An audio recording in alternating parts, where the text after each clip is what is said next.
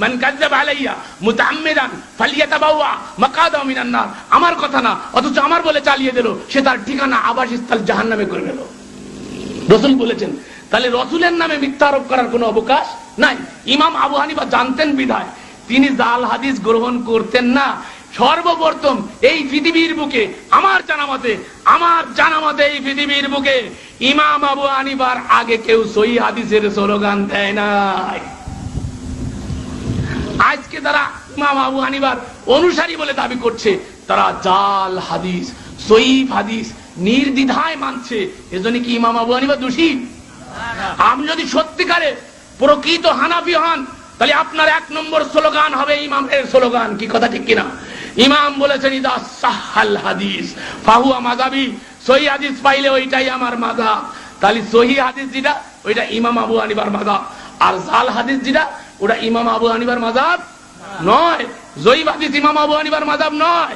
তাহলে ইমাম আবু হানিফার নামে আমরা যা করতেছি এইগুলো কি ইমাম আবু হানিফা করছে? আই ক্যান চ্যালেঞ্জ কোন বাপের বেটা, কোন মৌলভী সাহেব, কোন মুফতি আর মুহাদ্দিস যদি আমার মাইকের আওয়াজ শোনো, আমার কাছে আসো, তোমরা যে কাজগুলো ইমাম আবু হানিফার নামে করছো, আমি চ্যালেঞ্জ দিয়ে বলতে পারি ইমাম আবু হানিফা ইমামে আজম রাহিমাহুমুল্লাহ মাথার তাজ মনে করি, জীবনে করেন নাই। বলেন আমরা হনে মরণে, জোড়া লাগনে, জোড়া কষণে, দোকানের উদ্বোধনে কি করি? কর না মিলাদ? সবাই কইলেন আপনারা, আমি কিন্তু কইনি। দেখেন এই যে মিলাদ পড়ি আমরা, আমাদের সমাজে কিছু লোক আছে জীবনে নামাজ না পড়লেও মিলাদের সময় আলি দেখবেন পকেটের থেকে স্যাত মুসা রুমাইল খান বাইর করে 3 গুণা বাস করে মাথায় দিয়ে টুপি না থাকলে মিলাদের মাহফিলে বসে বুঝতে চায় নামাজ পড়ি না, কিছু করি না, অন্তত মিলাদটা না পড়লি মুসলমানিয়াত তো থাকে না। তো মুসলমানিয়াত দেখানোর জন্য উনি মিলাদের মাহফিলে হাজির হয়। কি কথা ঠিক কিনা? আর অনেকে, আমি চ্যালেঞ্জ করে বলছি, আমার মাইকের আওয়াজ যে পর্যন্ত যাচ্ছে, কোন বাপের বেটা মা কা দুধ পিয়া হ্যায় और किसी का दूध नहीं पिया है, वो मेरे सामने आ जाओ, আমার সামনে আসো। যদি মায়ের বুকের দুধ পান করে সত্য সন্তান হয়ে থাকো, তুমি প্রমাণ করে দাও ইমামে আজম মিলাদ পড়েছে। ইমামে আজম 80 হিজরিতে জন্মগ্রহণ করে 150 হিজরিতে মৃত্যুবরণ করেছেন। তার ইন্তেকালের 500 বছর পরে মিলাদ আবিষ্কার হয়েছে। আল্লাহর রাসূলের ইন্তেকালের 600 বছর পরে ইরাকের আরবাল শহরে মুরাব মুজাফফর কওকারবির নেতৃত্বে সর্বপ্রথম মিলাদ আবিষ্কার করা হয়েছে।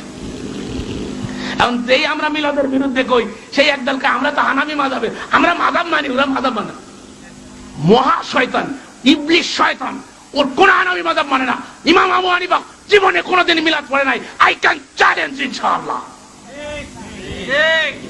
আমি ইমাম আবু হানিফাকে ফলো করি, ইমাম আবু হানিফাকে আমি মানি, শ্রদ্ধা ভরে মানি, মাথার তাজ মনে করি। তুই যদি ইমাম আবু হানিফাকে মানিস, তাহলে আয় আমার সাথে স্লোগান দে, হাতে হাত দে, ইদা সাহাল হাদিস ফাহুয়া মাযহাবি, সহিহ হাদিস পাইলে ওইটা আমার মাযহাব। ইমাম আবু হানিফা যদি মিলাদে পড়ে থাকে, আমি জুতোর মালা গলায় দিয়ে খাজুরাত থেকে চলে যাব, জীবনে ওয়াজ করব না, তোদেরকে ইসলামের পরে বন্ড সই দেব। কেন করো ইমাম আবু হানিফার নামে? তিজা করো, 40 করো, খতমে খাজানান করো, খতমে কুরআন করো, খতমে খতমে ইউজ বানাইছে না খতম, একটা খতম ইমাম আবু হানিফা পড়ে নাই। চ্যালেঞ্জ করলাম, চ্যালেঞ্জ, প্রত্যেকটা চ্যালেঞ্জ 100 মণ ওজন দিয়ে করছি, 100% চ্যালেঞ্জ করে বলছি। কোন বাপের বেটা যদি থাকো, মাইকের আওয়াজ শুনতেছ, আমার কাছে আসো, আমার গলা থাকবে আর তোমার জুতো থাকবে। তুমি যদি দেখাইতে পারো, হিদায়াত দেখাও, কুদুরি দেখাও, কানজুদ দেখাও, কোন ফিকার গ্রন্থে, কোন হানাফি মাযহাবের ফিকাহ গ্রন্থে যদি মিলাদ প্রমাণ করতে পারো, আর তোমরা যা করতেছো এই তথাকথিত এই সমস্ত রসমাত ইমাম আবু হানিফা করছে। এই কোরআন খতম করে বেড়ায় না একদল গলায় নিয়ে বেড়ায় কিনা? মনে রাখবেন, এই কোরআন বলে দেয় এটা কোনো খতমের কিতাব না, এটা কনস্টিটিউশন। একটু আগে শুনেছেন না? কনস্টিটিউশন মানে কি? সংবিধান। বাংলাদেশে একটা সংবিধান আছে না? এই সংবিধান সংসদ সদস্যরা সংবিধান কি ওই সংসদে বসে বসে খতম করে?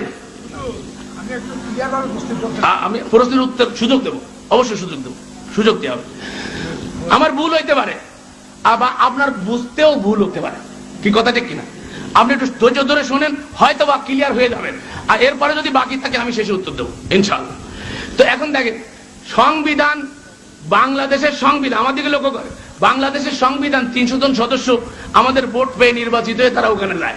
আচ্ছা, এই সংবিধানটা বসে করে খতম করে ওখানে? করে না। তাহলে কোরআনটা কি সংবিধান কি না বলেন? এটা সংবিধান না? কার সংবিধান? আল্লাহর দিয়া সংবিধান, কনস্টিটিউশন, তাই তো? তো আল্লাহ এই কোরআনে বলছেন আফালা ইয়াতাদাব্বারুনাল কুরআন, তারা কোরআন নিয়ে কেন চিন্তা ভাবনা করে না, তারা কোরআন নিয়ে কেন গবেষণা করে না? তাদের অন্তরে কি তালা লাগে গেছে? আল্লাহ করছে। তাহলে বোঝা যাচ্ছে এটা গবেষণার জিনিস। এই সংবিধান নিয়ে পর্যালোচনা করতে হবে, যেন সংসদ সদস্যরা সংবিধানকে প্রতিষ্ঠা করার জন্য 300 জন মেম্বার, প্রধানমন্ত্রী এবং স্পিকার সহ ওখানে সকলে মিলে এটা নিয়ে একটা গবেষণা করে। কি কথা ঠিক কিনা? তাহলে আমরা কি করতেছি? সংবিধানটাকে তাবিজের কিতাব বানাইছি। কোরআনের বিসমিল্লাহর বাদ থেকে নিয়ে ওয়ান নাস পর্যন্ত কোথাও তাবিজের কথা আছে?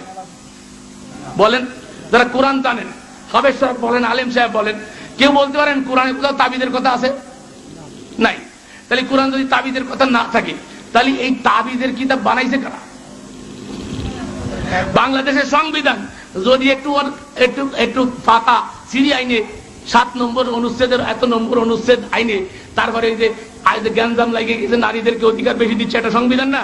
সংবিধান একটা নতুন বর্ধিত করছে, এইটার আইনে যদি বাস করে তাবিজের মধ্যে ডোলের মধ্যে ঢুকোই দিয়ে গলায় ঝুলোয় দেয় মহিলারা, তাহলে কি অধিকার পাইবে নাই? মহিলা অধিকার প্রতিষ্ঠা হবে না? মহিলারা কি করতেছে? এই অধিকার